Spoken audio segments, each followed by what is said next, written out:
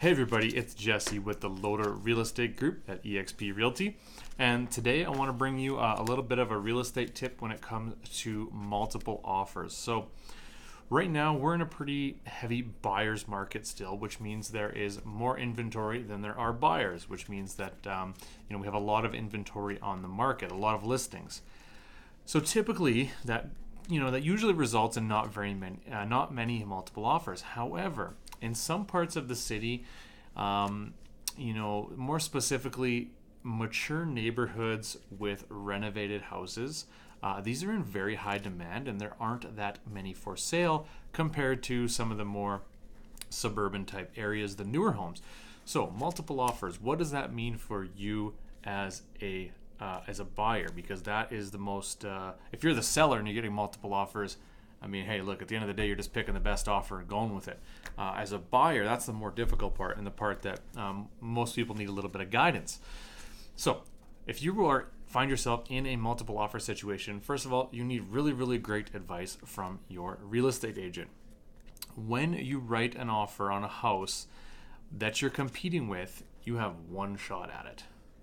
So typically that means there's no negotiating. Okay, you're not going to play the back and forth game and everybody settles out in the middle. Okay, you get one shot at it. So that doesn't always mean you need to pay more than the other person, although at the end of the day, money talks, right? And the whole point of trying to sell a house is to get the most amount of money. So that's likely what the seller is looking for. However, that's not always the main motivation. Sometimes timing is a really important factor for the seller. Okay, maybe the sellers had their place conditionally sold before and that deal fell apart, so now they're a little bit leery of having a bunch of conditions in the contract. So you can do a couple different things. You can shorten the time frame of your conditional period, so you can still do a home inspection. You can still ensure that your financing is going to work. You just want to tighten up those condition dates to as short as possible. The second thing you can do, of course, is to eliminate conditions. If you're very strong financially and you don't need a financing condition, you can eliminate that. I really do not suggest that unless you absolutely have to, because when you go to get a pre-approval, they're approving you, the person. The bank is not approving the property, which is the second part of an approval process for a mortgage. Anyways, that's a different topic for a different week. But you can eliminate financing conditions. You can eliminate a property inspection condition.